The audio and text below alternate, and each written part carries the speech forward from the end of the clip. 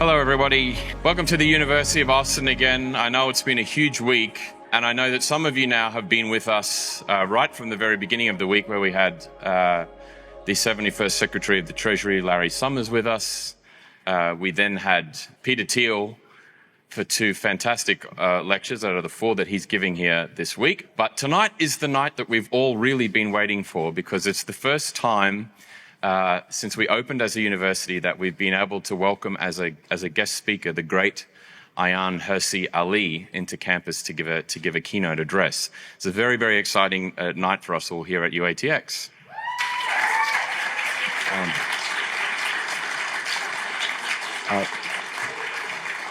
Now, I've been speaking far too much this week already, so I thought for tonight's lecture in particular, it would be much nicer if we had one of our students do the introducing, the formal introducing tonight.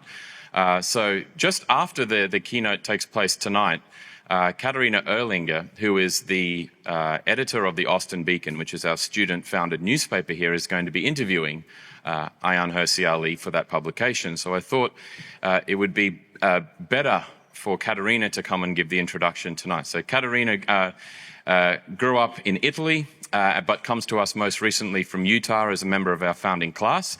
And I'd like you to welcome her to give the introduction tonight. Caterina.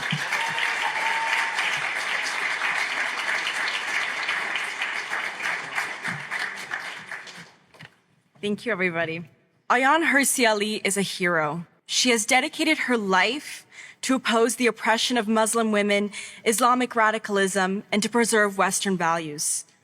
Her story introduced me to the shocking reality of genital mutilation, forced marriages, and extremism of the Islamic world she grew up in. Reading her biography showed me her journey of traversing two worlds, the Middle Eastern world of her childhood and the Western world of her adulthood, and the courage, resilience, and determination required to leave everything and start anew in a new world. Her journey is a reminder to us that our Western assumptions in civilization are not universal. They are special, and we should guard them and be proud of them. Her life is a reminder of what a society without freedom, without tolerance, and without dignity looks like. We can all learn to be stronger, more valiant protectors of our beliefs from Hirsi Ali's trials and triumphs. From being raised in an Islamic fundamentalist society to working in the highest institutions of the Western world. Ayaan Hirsi Ali was born in Mogadishu, Somalia in 1969. As she grew up, she embraced Islam and strove to live as a devout Muslim. In 1992, Hirsi Ali fled to the Netherlands to escape a forced marriage. There, she was given asylum and in time citizenship. She quickly learned Dutch and was able to study at the University of Leiden. From 2003 to 2006, Hirsi Ali served as an elected member of the Dutch Parliament. She then moved to the US and in 2007 funded the AAH Foundation to protect and defend the rights of women in the US from harmful traditional practices. Hirsi Ali is a fellow at the Hoover Institution at Stanford University, a senior fellow with the Future Diplomacy Project at the Belfer Center for Science and International Affairs at the Harvard Kennedy School, a member of the Council on Foreign Relations, and the founder of Courage Media. She's the best-selling author of Infidel and Heretic, Why Islam Needs a Reformation Now. Ladies and gentlemen, it is a great honor and privilege to welcome this woman of rare courage and insight into our polity here tonight. Please welcome Ayaan Hirsi Ali to UATX.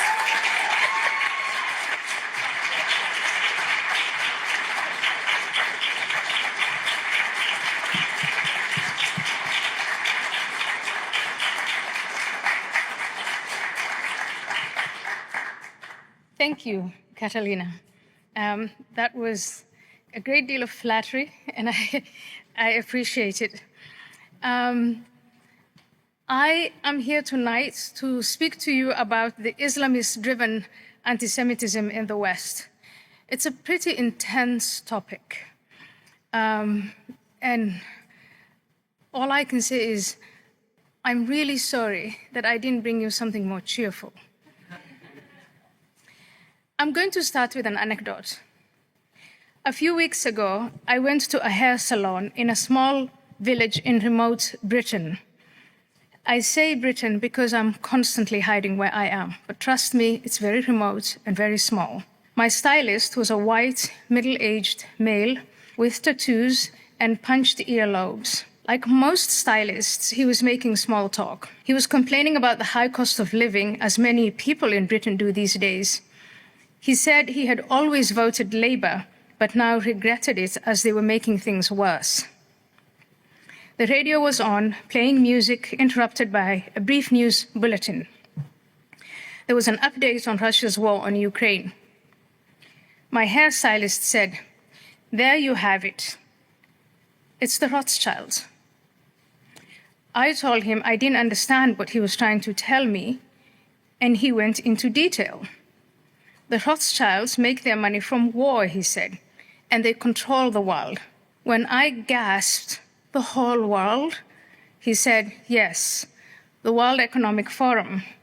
And then he launched into another explanation of how Jews control the World Economic Forum and were instigators of the wars in Iraq, Afghanistan, the bombing of small children in Gaza, and now Ukraine.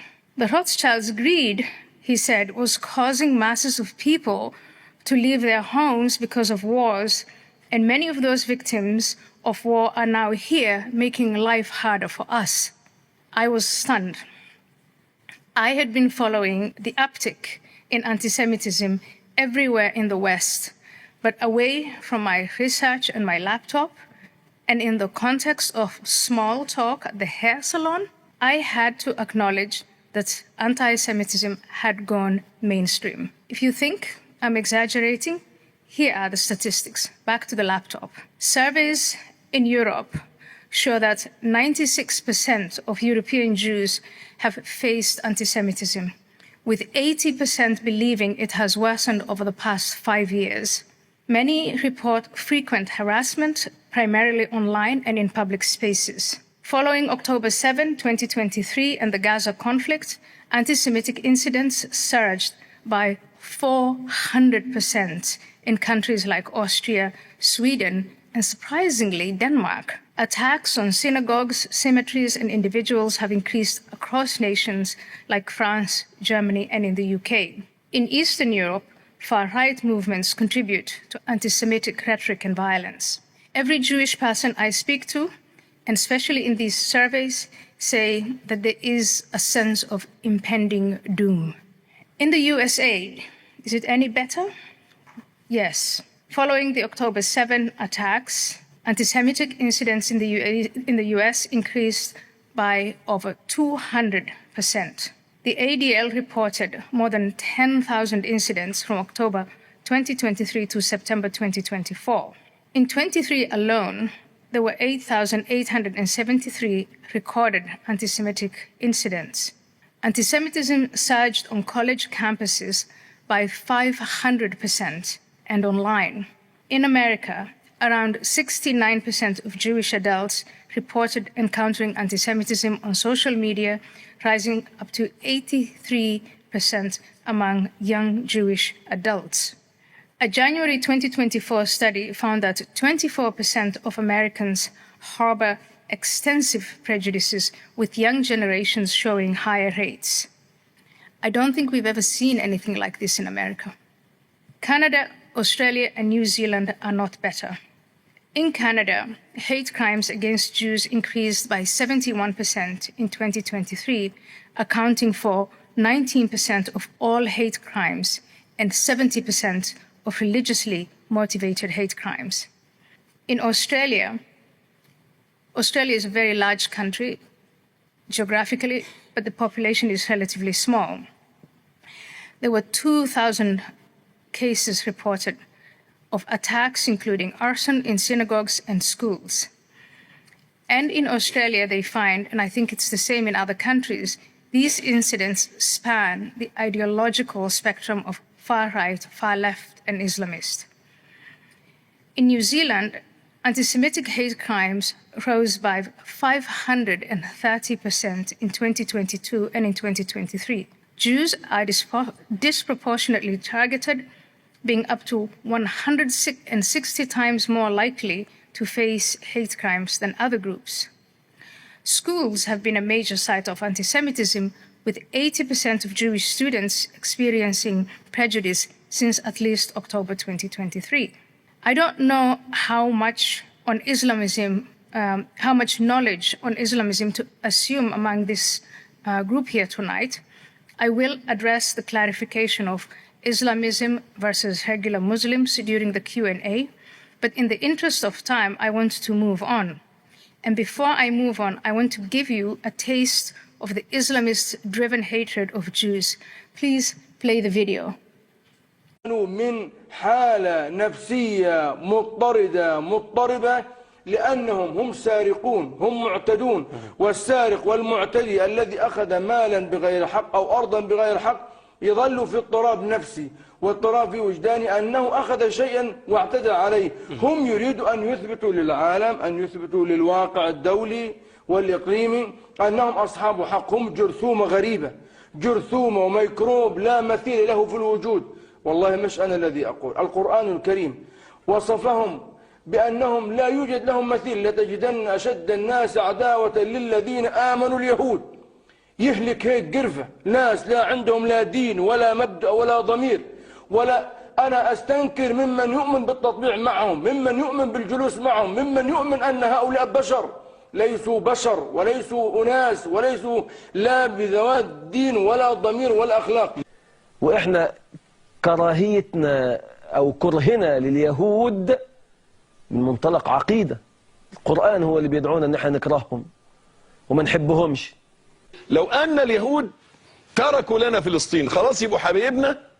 لا طبعا، عمرهم ما هيبقوا حبايبنا إطلاقا. عقيدتك في اليهود: واحد أنهم كفار، اثنين أنهم أعداء. مش أعداء عشان يحتلوا فلسطين، وإنما هم أعداء ولو لم يحتلوا شيئا. نحن نعادي يهود حتى ولو أعادوا إلينا فلسطين لأنهم كفار. هؤلاء هم اليهود باختصار. وإن لنا عندهم نحن المسلمين لثأرا لا والله لن ينقضي إلا باستئصالهم بإذن الله تعالى، لأنهم حاولوا ابتداء قتل نبينا صلى الله عليه وسلم مرات. أعداء المسلمين بعد إبليس هم اليهود. من الذي قال ذلك؟ الله. How much of that did you catch? It's subtitled. I'll quote one of them, one of the gentlemen with the interesting garb on his head. His name is Abdallah Jarbu. He's the first guy you see, I think.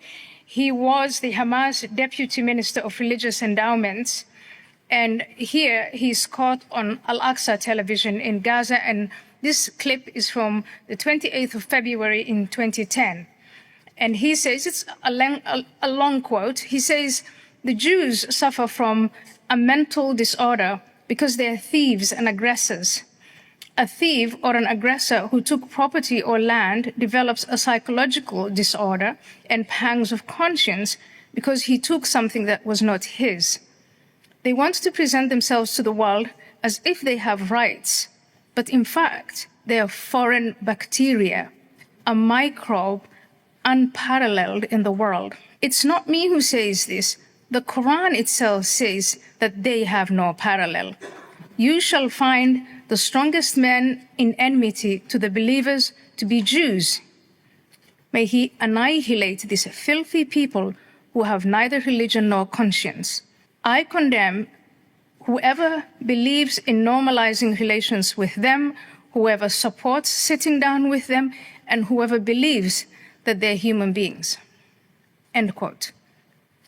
That last line where he is saying he condemns the people who sit down with them, that is directed towards governments in Muslim-majority countries who, during the Arab Spring, were affected and who would consider, and now recently, since the Abraham Accords, have indeed normalized relations with them. So that, in a nutshell, I think gives you the distinction between Islamists and regular Muslims. Regular Muslims, and especially with Muslim governments, have adopted, the idea of the nation state and they're running governments. Then they may not be running these governments well. They may be tyrannical. They are not democratic. Some governments are better than others. I think the government of the UAE is, for instance, better than the government of Egypt in attending to the needs of their citizens. But generally speaking, their politics is not centered on Islamism. The Islamists are a modern political movement that came into existence after the fall of the Caliphate in 1924. The Caliphate, the Muslim Caliphate, the Ottoman Empire declined and fell, and it was abolished officially in 1924. And there was this split between the Muslim elites back then. What do we do about this decline and fall? And one group decided they wanted to westernize and form nation states, whereas the other group, most of them clerics, said, no way, we declined and fell because we distanced ourselves from the Prophet's actual mission, which was to spread Islam to the rest of the world. So we have to rebuild the individual, rebuild the family, rebuild society, rebuild the caliphate and revive it, and then carry on with the Prophet's mission. So basically that is what Islamism is. In Western societies, the campaigns to fight anti-Semitism that started right after the end of the Second World War were sustained, they were comprehensive, and they were very effective throughout the Cold War. My compliments go to the pioneers, the compilers, the curators, the funders, and tireless activists who envisioned a world with no anti-Semitism. Their slogan was never again, and it was hugely successful as this kind of open, all-consuming hatred of Jews disappeared from mainstream society. Of course, it lived on in the fringes of the far right, the neo-Nazi and white supremacist circles, and it also lived on in Russia and the former Soviet Union, and later on in the countries that joined Eastern Europe. But the national efforts of collective reckoning that was undertaken in Germany and other Western European countries, the memorialization of the Holocaust, the mandatory education in schools and universities, the collaborations with Yad Vashem in Israel and reparations, that was admirable and it was effective. However, on the issue of Jew hatred, things have changed, and they have changed in 5 major ways. The first is due to the mass transformative migration to the West that has been underway for decades. And with it came the Islamist-driven anti-Semitism, which was commonplace in Muslim countries. I'm invited to platforms to come and tell my story. 25 years ago, my story of growing up in Somalia, undergoing female genital mutilation, a forced marriage, and then fleeing to Europe and building a life in a small, homogeneous European country, that was seen as astonishing or exceptional to the Western audiences who were shielded from the world I was born and raised in my early 20s. But most of those audiences are no longer shielded from the third world. In some ways, we have become the third world. If you look at things like the civic tension in Europe and even in America, the polarization, the exposure of women and children to harm and exploitation, the poverty, the dislocation, whether voluntary or compelled, the religious fanaticism, war, or the threats of war, be it civil or a foreign invasion, all these things are now going on in France, in the United Kingdom, in Germany, in Sweden, in Belgium, and in other places. So number one, it is immigration, invasive, transformative, and mostly Muslim. Second, the internet and new technologies have made it a lot easier to propagate anti-Semitism. The video I showed you now was on Twitter. For the Twitter, X, formerly Twitter. For the millennial and Gen Z generations, modern technology has given them the opportunity to be both passive consumers of anti-Semitism, anti-Zionism, and Israelophobia, and active participants as content creators. They can generate fresh content all the time, and it doesn't have to meet any standards of veracity. Paradoxically, the growing education levels of many Muslims in the West has actually accelerated the hatred for Jews and for Israel in particular. The democratization of information has unleashed the creativity, the imagination of many Muslims to devote untold hours of their time, paid and voluntary, to advancing the most disgusting, false, libelous, and horrific lies about Jews and Israel. They dusted off copies of the Nazi and European literature on anti-Semitism and reimagined it for our time. Today, when the narrative of colonialism is considered the greatest sin of human history, Israel is accused of being the ultimate colonial project. Third, the global Islamist project to revive the caliphate that was abolished in 1924 is now headquartered in the West. After the so-called Arab Spring, when one after the other of the autocratic Arab governments were toppled, this was around 2010, 2011, they were toppled by popular uprisings.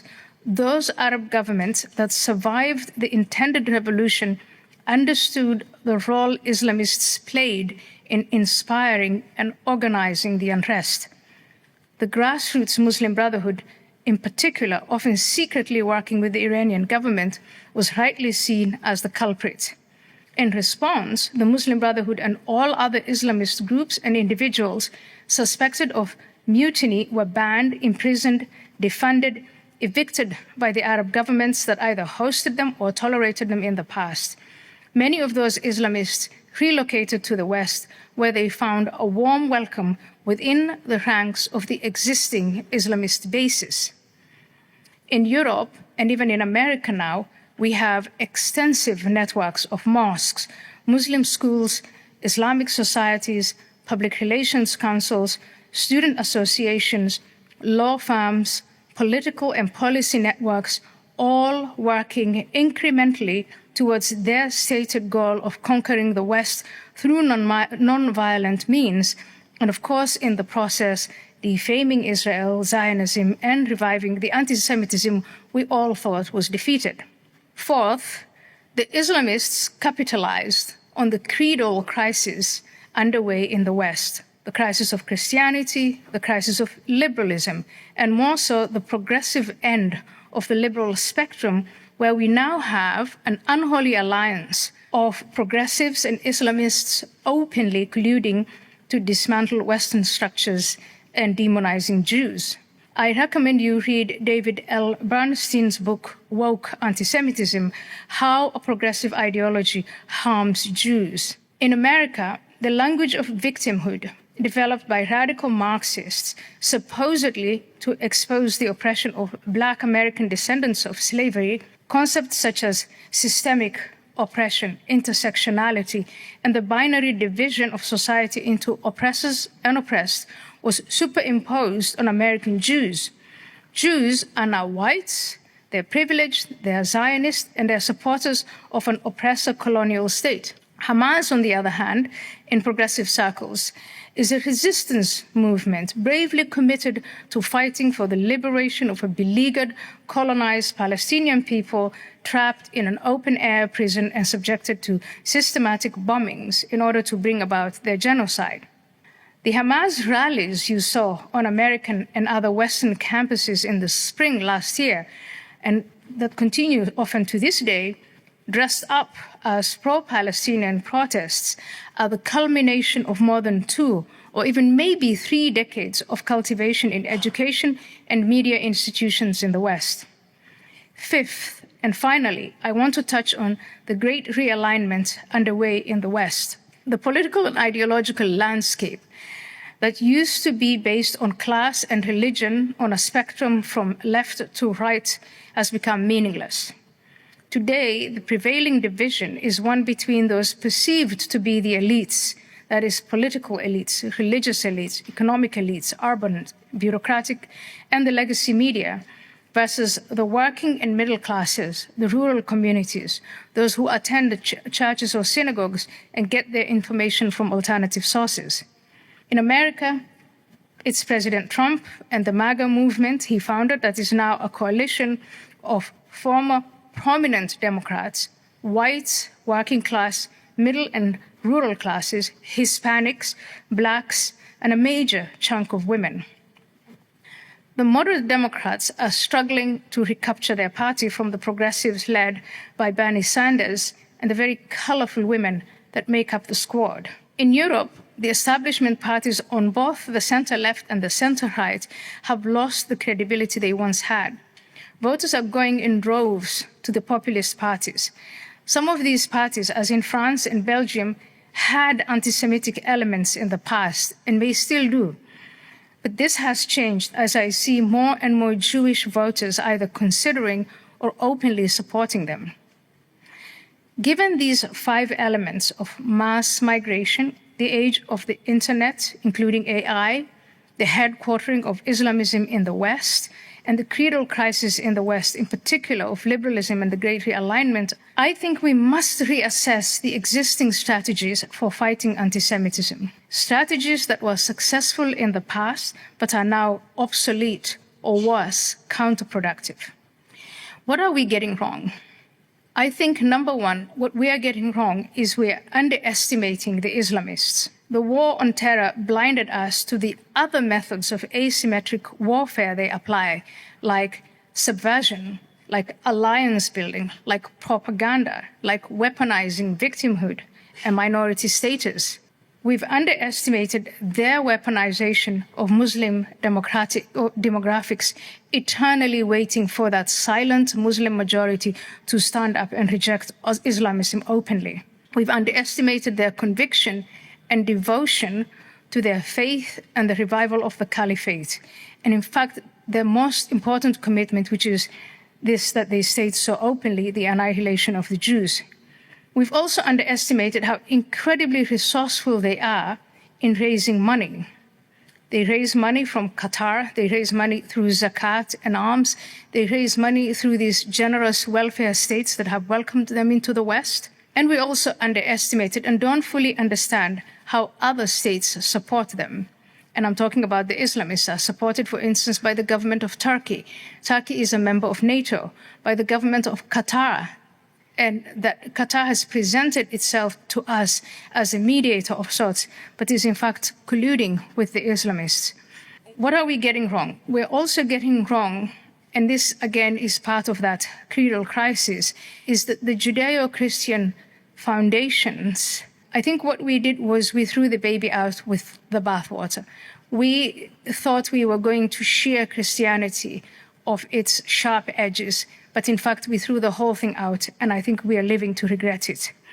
Another baby that was thrown out with the bathwater is the nation state. Concepts like cultural pluralism, multiculturalism, and other progressive ideas masquerading as protections for minorities have had a corrosive effect on national identity and especially on social cohesion. We underestimated the rise of wokeism, social justice warriors' capture of the institutions of education has been catastrophic here in America, and it is even worse in Europe, if possible. What should we do now to fight this resurgence of the oldest hatred in humanity? I want to end with a statement attributed to the former chief rabbi of the United Kingdom, Rabbi Jonathan Sacks. He said that anti-Semitism is often a symptom of a national crisis, explaining that anti-Semitism frequently emerges as a warning sign of deeper dysfunction within a society, particularly during times of crisis. He argued that societies facing economic, political, or social instability often channel their anxieties and frustrations into scapegoating Jews, using them as a convenient target for blame. He reminded us that the hate that begins with Jews never ends with Jews. Today's anti-Semitism is not just a symptom of a national crisis. It is a symptom of a civilizational crisis. And what we need to do is to draw the proper lessons from the history that led to the Holocaust. If we fail to do this, I fear that it's not just the Jews who will be led to their slaughter. And now I want to open it up for questions.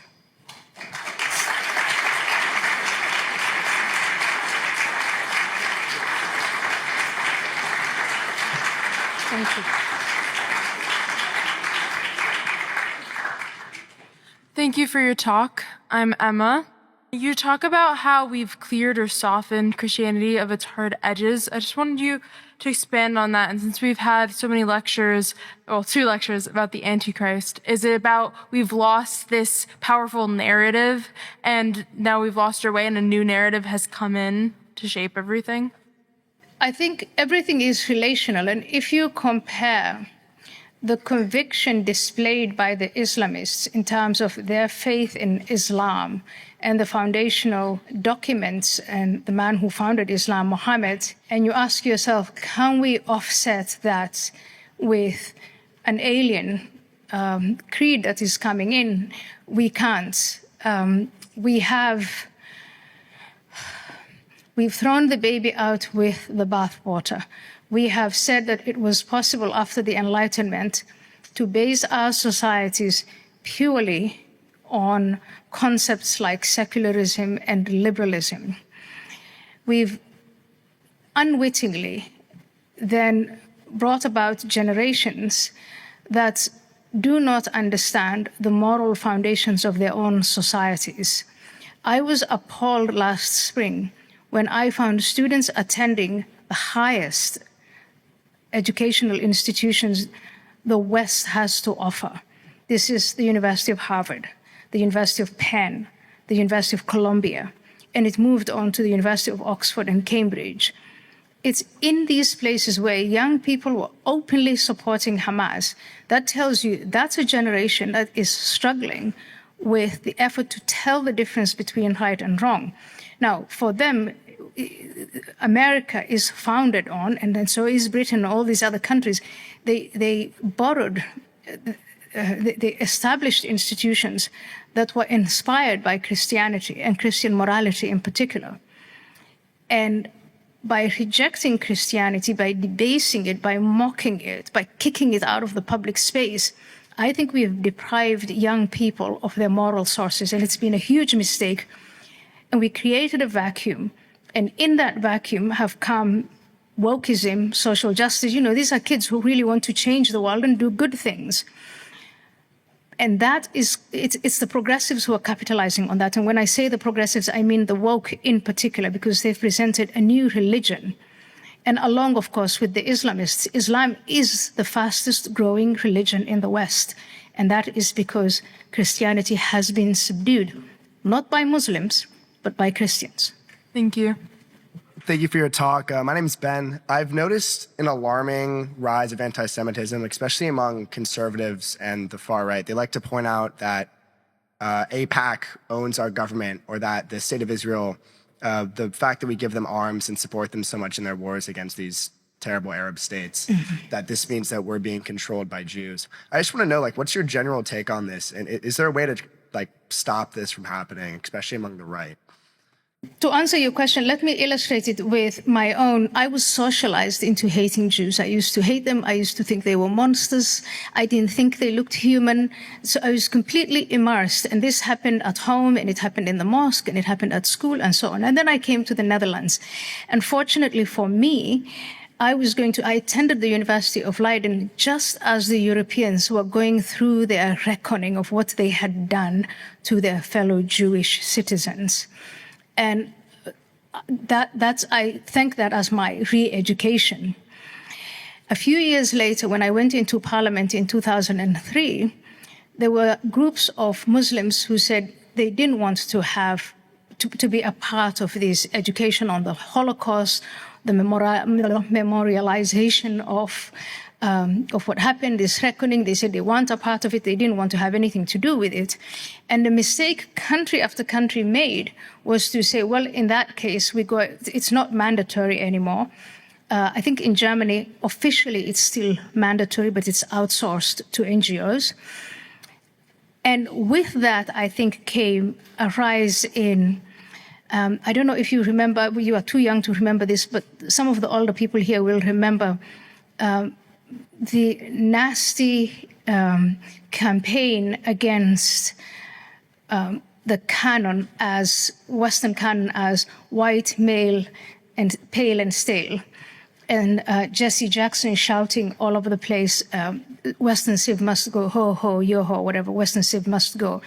Now, I think a consequence of that has been that there is now a generation that doesn't know what led up to the Holocaust, that are not educated, that these tropes, this scapegoating, this story, that these stupid narratives that Jews control the world, they don't see, they can't look at it critically because they haven't been taught, they haven't been exposed. And that is the generation after me. I was going to school in the 1990s up to the 2000s, and this politicization of the curriculum and this capture of the curriculum by the woke, along with some of the Islamists, that is occurring in the 2010s up to now. And so I think we're now seeing a generation that's come off with degrees in funny subjects like gender studies and black studies and liberation studies and intersectionality and so on.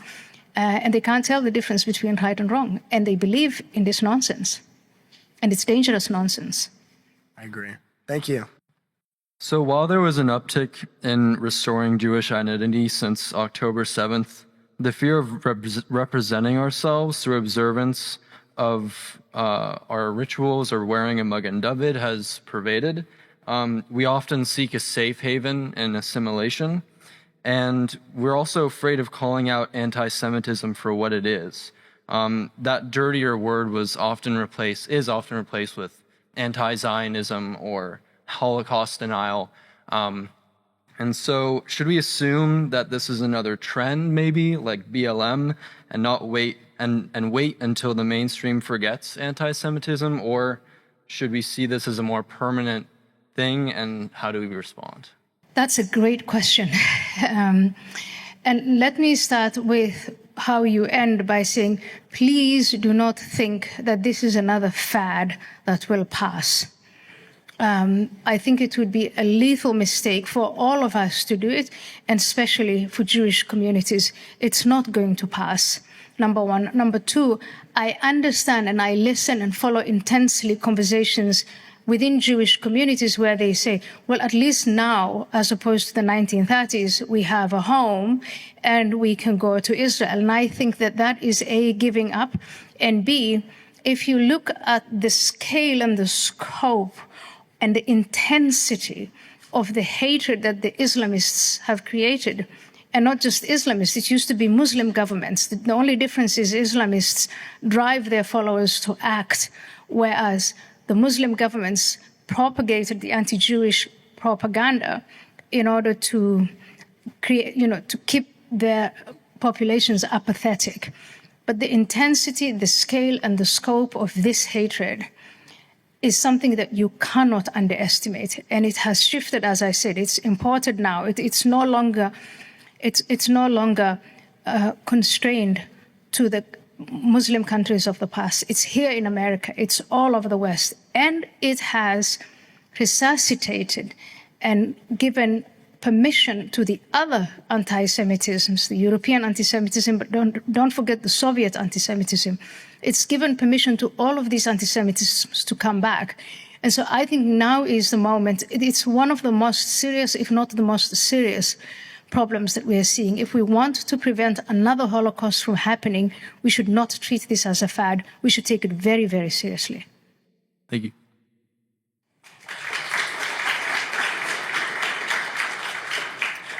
I have a very basic question, I think. Basically, what do we do about it? You alluded to it a little bit as far as like we need to do something different. Yes. But also you mentioned that it seems that what converted you was Holocaust education, or like seeing what the problems are kind of firsthand with anti-Semitism, the problems with anti-Semitism. And that seems like what the old approach was. So why isn't that effective, and what should we be doing?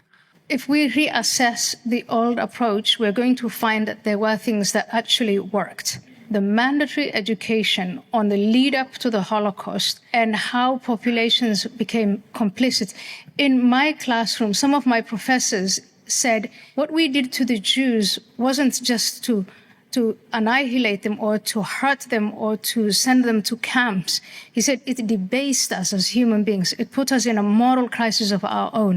And he was talking about all of Europe. I think in that sense, by reassessing it, we have to go back to say, who are we? What is our identity? Are we people who will repeat that one more time? Even if it happens in the name of Islam? No. So I think reassess what we did right, and then now look at what we have done and some of the effects and how it hasn't been helpful. I think part of these, say, cultural pluralism and multiculturalism, etc., these were philosophies that were actually developed in some ways to accommodate the differentness of like how Jews are distinct, so that they can, as a minority group, they can keep their rituals and their identity and still be a part of the wider society. And these philosophies were also applied to the Native Americans, maybe to a certain extent Black Americans, because multiculturalism comes with exemptions, and it comes with exceptions for the law and affirmative action and a whole constellation of things that at one time, before globalization, before mass immigration, before the challenge of Islamism, these things sounded and seemed to be good and effective and inclusive. That's not the case anymore. So we've got to throw that out. We've got to start understanding that now we can form alliances with the individuals, the organizations, even the nations that are alienated and are targeted by the Islamists. In Europe, for instance, it's the white working class that is hard-pressed by the upsurge in immigration, but also through Islamism. It's their neighborhoods, their schools, their social welfare benefits. These are large communities that are resisting that. And when they resist this, they're called far-right, they're called racist, they're called extremist. They're not. They're responding to the changes that are occurring in the same way that, say, some of the Jewish neighborhoods are responding. They're appalled, and anything they say, they're told they're Islamophobes. So I think part of it is reassessing that aspect of minority protection and understanding that the Islamists are abusing these kindnesses. This is why I said we only focus on terrorism and fighting terrorism, but terror is a tactic, and it's only one of many tactics of subversive warfare. And I think we should look at the real subversion, the language they use, the indoctrination, etc. So we have to wise up. We are behind them. Their use and abuse of propaganda, the development of the concept of Islamophobia. Islamophobia is presented as if it is exactly the same thing as anti-Semitism. We know the history of anti-Semitism in Europe that led to the Holocaust, but there's never been a Holocaust against Muslims. Islam is not an ethnicity. It is not, Muslims are made up of, they say 1.5 to 1.8 billion. And in fact, in some ways, they are a majority. And if you want to play with the numbers, in Europe, for every one Jew, there are 36 Muslims. So who's the minority here? And in the US, we're not that far behind. Right now, in the US, Jewish populations are more official, according to the official numbers, than Muslim numbers. But these numbers are changing because of more immigration, because of the birth rates that are asymmetrical. So I think we've got to wise up, and we've got to, and here's why it's so important to recapture these schools, the institutions of education. UATX, where I can come and give this talk. I can't give this talk in any other university in the United States without having people protest.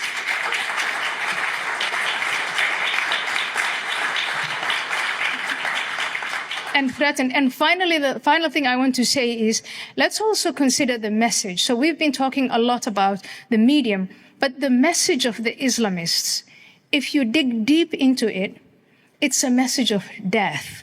They shout, we believe in death, and you believe in life. So when you look at what Israel is fighting for, what the Jews are fighting for, it is life. And that message of life, That should be easier to sell, even to Muslims, than they are. But we're not competing because they applied the propaganda that if we dissect what they're saying and we share that with the larger public, we're committing Islamophobia. So we're engaged in self-censorship. And we've got to get rid of all of that. Could I just ask a quick follow-up? So it seems that much of what you're saying is that multiculturalism is not working anymore. We need to not do that. But if we got rid of multiculturalism, where would the Jews be? Like, how would that work? And perhaps the answer is that it's multiculturalism for everyone except the Islamists, but that also doesn't sit quite right. The condemnation of nationalism, when we were reckoning with the lead up to the Holocaust and reflecting on that time, there was that German nationalism of blood and soil, and the Jews were accused of racial impurity. That ethno-nationalism is bad and wrong, and we must continue to condemn that. But that can't be the only aspects of nationalism.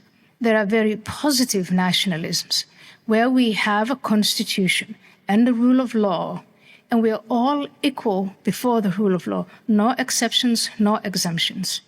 In the United Kingdom now, there is a sentencing committee that is determined to have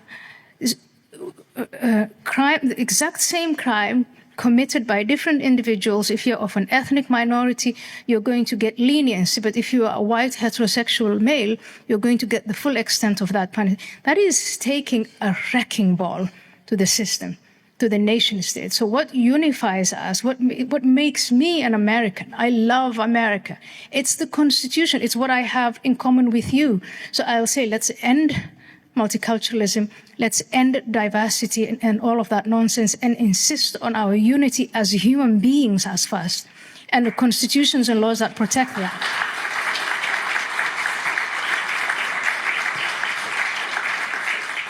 So just to clarify, that would be like allowing Jewish culture to exist, but not using like DEI to raise it above other cultures, and not using DEI to raise any one culture above others, like we're currently doing to some extent. I think what I'm trying to say is we are multi-ethnic, and we've got multiple identities, but our national identity is one, and it must be one, and it must be treated as one if it is to work. Diversity, equity, and inclusion, and all these cosmetic, artificial instruments, if you read the literature and the philosophies out of which they come, these are subversive efforts to dismantle the West and Western structures. We have a merit-based system. And if I just got offered an amazing job, I read through all of the points and I want it, but I came to the conclusion, I can't do it. I don't have the skill set. But I could get it if I only insisted I was black and I was woman and I was this and I was that. That's a DEI. And if you eliminate meritocracy, then what makes this society different from all the other corrupt societies where people get to the top because of who they're related to and who they know and who their blood ties are with? And a society that decides to go down that path of giving positions of power and privilege and so on according to identity, that's a society that's going to not last for long. We wouldn't be able to compete with China. We wouldn't be able to compete with other countries, I'm afraid. So I think maybe we should say, let's learn from Israel. Israel as a nation state, I think it was Dan Senor who wrote that book, Startup Nation. That startup nation is flourishing. I was impressed. I was there last week on Tuesday, and I was impressed by, it was nearly midnight when I came from the airport, and there were young women walking the streets, alone, sometimes in pairs, sometimes more, almost at midnight in Jerusalem. And I remarked on it. I asked the driver, how is that possible? And he said, in Israel, women can walk the streets any time of night or day unaccompanied. They have nothing to fear. That is a nation state that honors the social contract between those who govern and those who are governed. Because the most important function of a government is to keep her citizens safe. And now in Europe and in America, sadly, girls are not safe. And Jews, I just told you, I mean, they're saying there's this impending doom. Our Jewish fellow citizens don't feel safe. That social contract is broken, and we better repair it quickly. Thank you.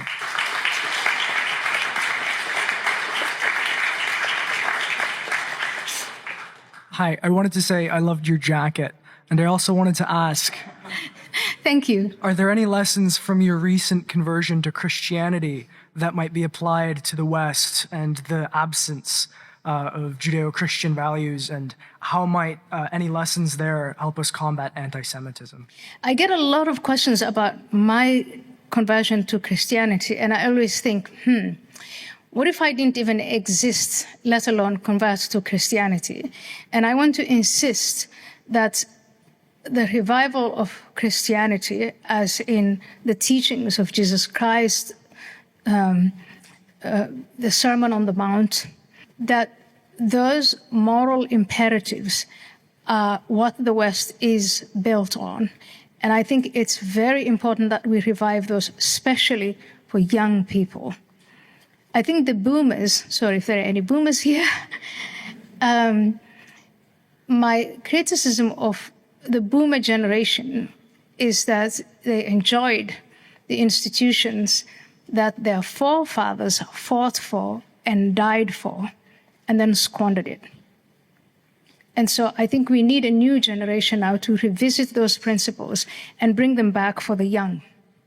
And if I might ask a brief follow-up, as a former flag bearer for the New Atheist movement, and as someone who's converted away from Islam, it seems like you are uniquely positioned to address this inflection point, given that, as outlined in your talk, it's these two forces in league with each other that are pushing anti-Semitism forward. So is there anything specifically in your conversion that we can all learn from? What brought me to Christianity was I was brought low. It was a sense of humility. And one of my big beefs with my fellow atheists back then was we nurtured a sense of great arrogance. We thought we knew everything, and we had a disdain for people who believed and a disdain for the biblical legacy. And we thought that history started, let me speak for myself, history started with the Enlightenment.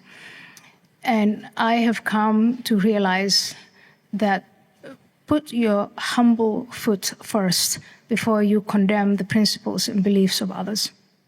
Thank you. Yeah.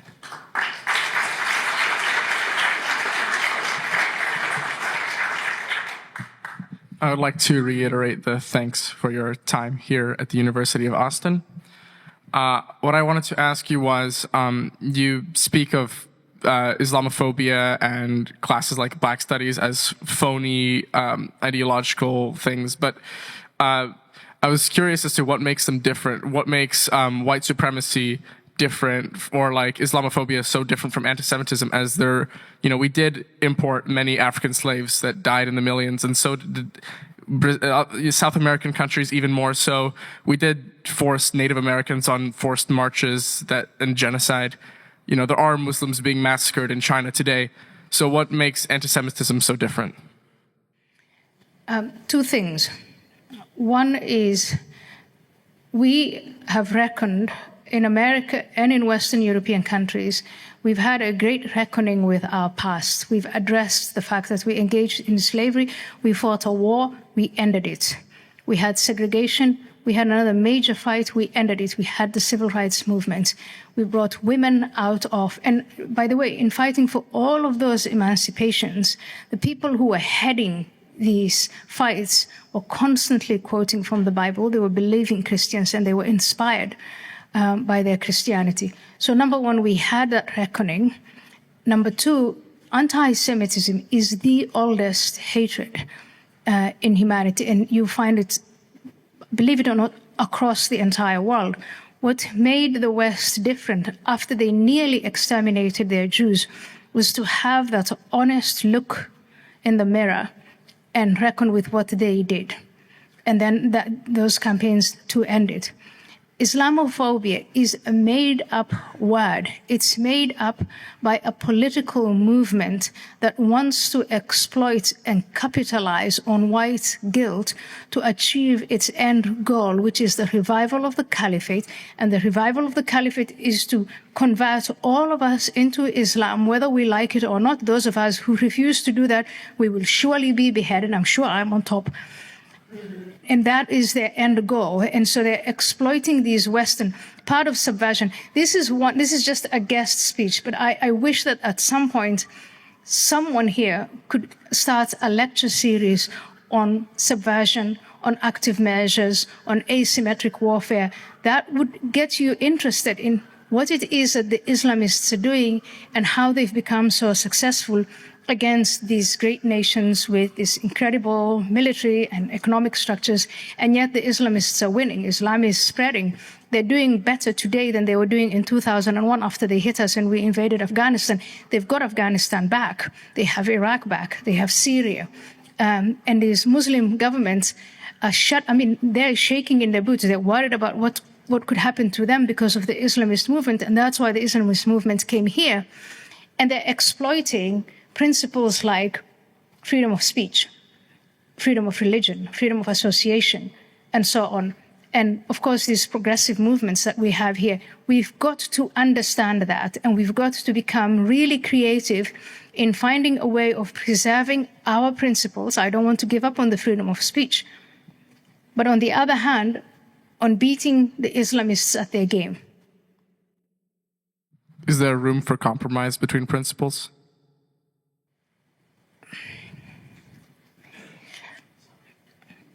If I want to kill you and behead you, unless you convert to the religion I dictate, what would be the place of compromise? Well, I would not mind converting, as I myself am an agnostic, so have no faith, have no established faith.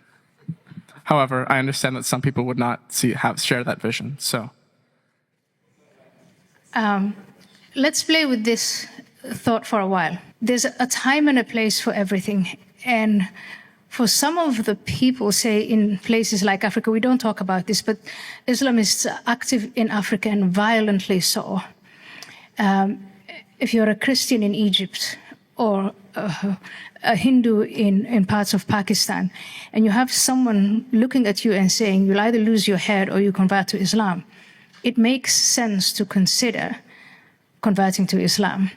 But here today, for us to have the attitude of, well, we'll see what happens, and if we get to that point, I'll just convert, I will say, are you sure? Maybe you want to get educated on what would happen once you convert. What would your life be like, and the life of your sisters and women? What would they do to the Jews? He has said, this man, I repeat it, he said they're bacteria and they're microbes. And in the video that I showed you, they made it very clear it has nothing to do with Palestine. It has everything to do with them being Jewish.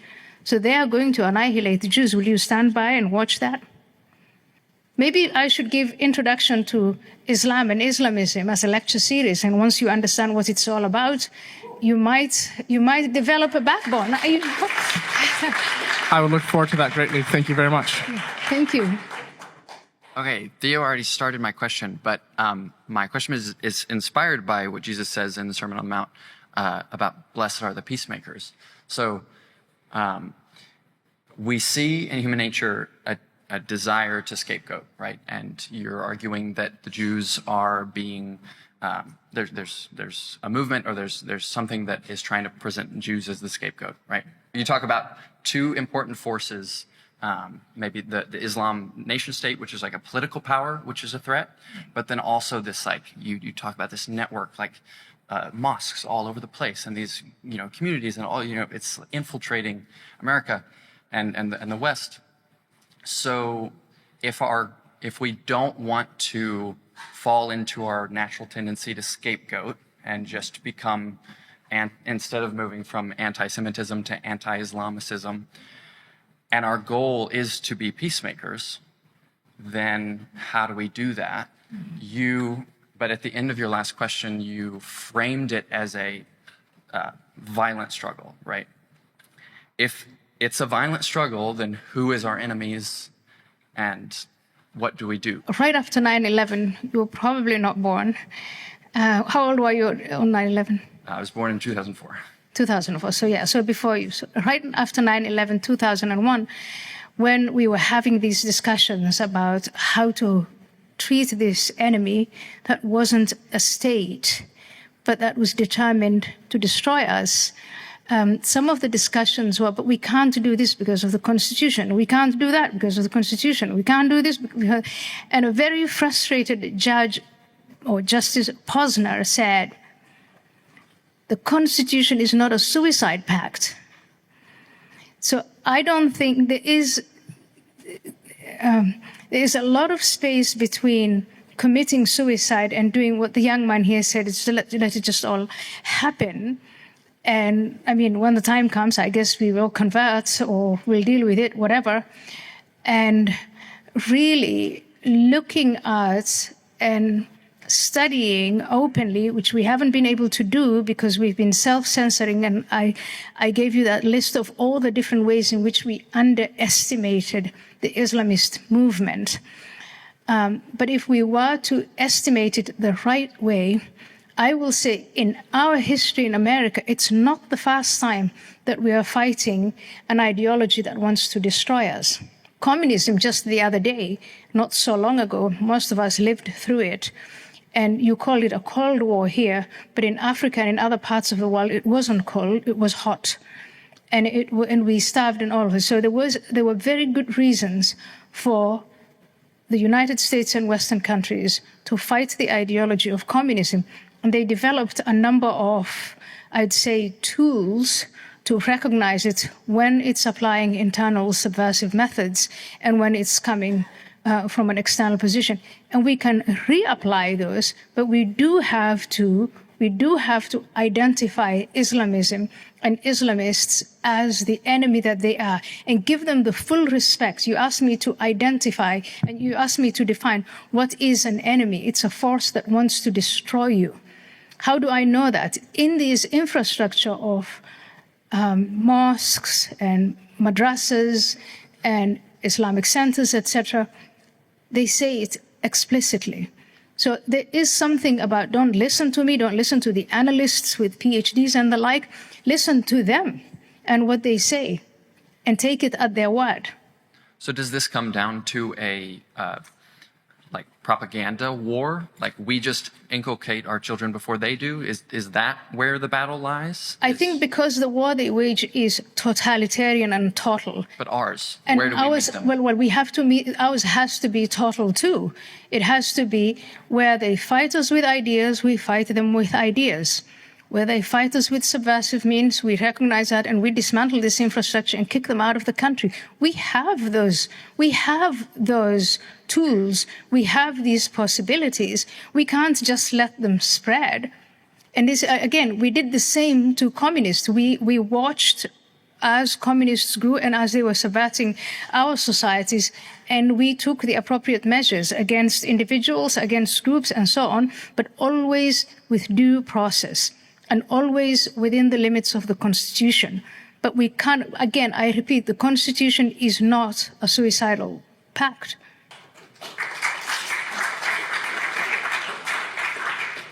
Hi. So how do we educate against totalitarianism in general? And how do we educate people against like this victimhood mentality, which we see in broader terms? And how do we get to find more people like you? Like, can we re-educate more people, and how could we do that? Through citizenship, through responsibility. We give individuals responsibility. We should hold individuals accountable. If you want to bring about an Islamist nation here, and if you're shouting from the rooftops that America should become Islamic, we should be able, through education, through schools and the media and every other form of communication, teach young people and older people what exactly that would look like. So one of the problems I've had since I joined this debate after 9/11, 2001, was we are not allowed to talk about what the Islamists want in mainstream media. When they attain power, what are they going to do? Well, look at the Taliban in Afghanistan. The country that I was born in, Somalia, we have a group there related to Al-Qaeda, born out of the Muslim Brotherhood. As soon as they came, got this amount of power, they started amputating people's hands, they started cutting people's throats off, they started stoning women for adultery, and on and on. We've got to be able to show in the universities and the schools and in our media, if you think you're going to be seduced by this idea, this is what it looks like. Islam is one of the fastest growing religions in Europe and in America, and they're growing also by converting people. The Hispanic population, apparently in Houston, is converting to Islam, but no one has told that population what it really means to be part of that, to join that religion, what it is that the religion says. We engage in self-censorship and impoliteness, paradoxically, because we were bad to our Jewish minority. I remember a Jewish mayor in Amsterdam in the early days when we were talking about assimilating, developing programs to assimilate Muslim communities into Holland. He kept insisting to me, but we don't want to do to the Muslim minorities what we did to the Jews. And that became the excuse to do nothing. That can't be right. A word from the baby boomer corner. Your books changed my life. The last 20 years I have spent fighting the battles that you fight. I used to teach law in California, and hundreds of students demonstrated against me as a hate speaker when I only was having the debate that we have to have in our culture to know what the values are that we're defending, that we're presenting, and what we're being challenged with. I have stood here in Texas in a convention hall with thousands of other lawyers who wanted to laugh when I mentioned that there was a Sharia arbitration tribunal operating. Within the last few years, I've written an amicus brief with Dr. Zidi Jasser and a lot of the good American Muslims to explain to our Supreme Court that Muslim marriages under Sharia are being performed in the state of Texas. I've seen the marriage certificates, but people do not want to believe it. I have attorney and judge friends all over Europe who warn me, because of the political influence of Islam in Europe, that if America doesn't stand up and explain in the terms that our culture understands, and this will be up to you younger people, it is difficult when your job is threatened, when all you're doing is saying the First Amendment is what we stand on. And I am defending the Ayaan Hirsi Alis and the Dr. Zidi Jassers and Azra Nomani and Kanta Ahmed, brilliant Muslim Westerners who are they fear that they will be silenced in our country because we're not defending our own First Amendment and our own cultural values. So thank you. Karen, thank you very much. Thank you for that. Thank you very, very much. I would advise state legislatures, especially in Texas, come and take a look at Britain, Germany, Sweden. Come and see what has happened to these neighborhoods. In 1992, when I was there, it was a different world. It was a completely different planet almost. And now you see some of these scenes and you think, I'm looking at this footage. Is this Manchester and Birmingham, or is this Lahore and Cairo, or some kind of slum? And this is happening. So, I mean, in America, because we have a vast ocean between us and the rest of the world, we take a few things for granted, and we shouldn't wait until we get to the place where Europe is. And Europe, some of these countries are on the brink of civil war. And maybe when we see what they're doing, they've got hate laws all over the place. Hate laws were apparently legislation to fight anti-Semitism. That is one of the things I'm saying, let's let's knock it off, bring about free speech so that people can openly discuss what is going on in their neighborhoods and what's going on in these schools and what they're teaching these young people. The young people are being indoctrinated with the ideology of the men you saw here. And it's happening in these European countries. It's happening in America. So get young people to travel and come and look at these places. And then decide for yourself whether you will wait for them to give you the option or whether you will stand up and fight for what we have. Thank you.